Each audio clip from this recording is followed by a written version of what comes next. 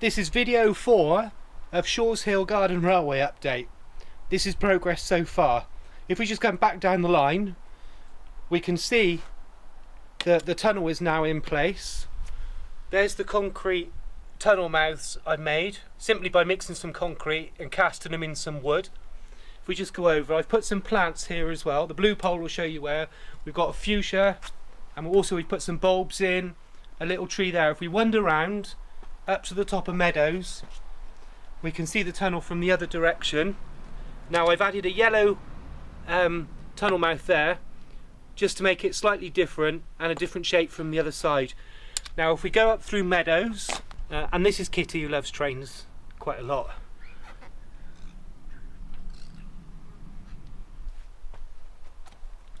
And now we're at Strawberry Junction, where the line takes a right hand turn, and which comes round the back of the strawberrium, around there, and meets the other line as they come round here. Now what I've decided to do here is double track this section along here and also into Battlebourne Station. We've got a junction. At this point I will be adding some more turnouts just so the trains can run in and out of the station. There's Battlebourne Station, and now we're going to have a set of turnouts approximately here, so you can run an engine in, take the engine off, and then run it back round onto the front of the train. Also, the great thing about this garden railway is when you run a train in from any direction, you can then swap the loco round and run it back out in any direction, either back down towards Bella Pass or back down towards Bottlebrush Valley. You can see the double track as it goes down behind the strawberrium. There's still a lot of work in this area to do on track bed preparation and levelling the track. This is a 1 in 9 gradient on this railway, which is equivalent to the Snowdonia Mountain Railway or parts of the Festiniog. Now here you can see the line as it comes back round from Strawberry Junction, round the back. It will follow this and eventually meet in the double track here. So we're going to have one line here, one line there.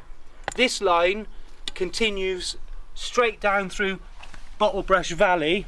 If we take a look down Bottlebrush Valley, we can see that some of the track bed has been semi-cleared. The grass has grown back a bit, but all the level in the height has been done. We're just going to dig that out and add some more ballast in there.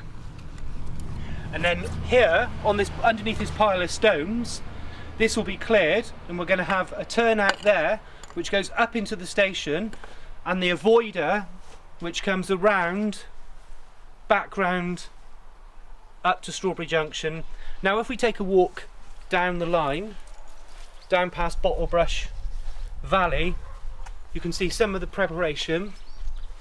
And this is Black Cat Woods Viaduct, which is made out of concrete. What I did with this is made a mould in wood, and then simply poured a concrete mix in there with sand and gravel, let it set for about 2 or 3 days, and this is what we ended up with. A lovely concrete viaduct. If we follow the trestle bridge round, you can see here's all the pile of wood and everything that I've got to do. Now what I'm going to do here is at a later date I'll be adding these bracing strips to make an authentic trestle bridge. Now the trestle bridge has got 1, 2, 3, 4, 5, 6, 7, 8, 9, 10, 11, 12, 13, 14, 15, 16, 17 spans, which takes the trestle bridge to about 2 or 3 meters long. Now in the middle of the trestle bridge, at this point here, we're going to have a lovely bridge, and if you just imagine what it's going to look like when it's made out of all these little bits of wood, it's going to look really great. Let's follow round. Now this is Big Rock here, which passed behind Big Rock, and then round in front of the bamboo, through here, and then we come round to Bright's corner, and then eventually we cut straight across the garden path, as I've done up the top up there. Now if we come round past Apple Tree Lane, excuse all the undergrowth, but this is how it's all turned out. Now this is Toad Bridge,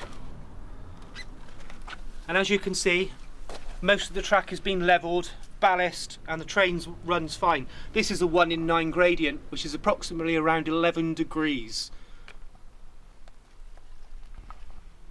And you can see I've been planting some flowers and things in there just to jazz it up a little bit. Now if we take a look at Bella Pass, you can see the track as it goes around there. Once all this vegetation is clear a little bit, you'll be able to see the track a bit more. I'm leaving the vegetation to grow for a little while so we get some coverage, but you can imagine a train popping out of the near jungle. And this is an Australian tree fern, which I paid £55 for. There we go, which is growing really well. Now this is Browns, this is the straight at Browns as we come past the water container. All looking really good with ballast and everything laid. And then where I've come across the step along there, this works really well. Just simply got an angle grinder, cut a section out of the pavers, ballast underneath, and then just a thin layer of concrete fixing this track down, which means you can walk across it.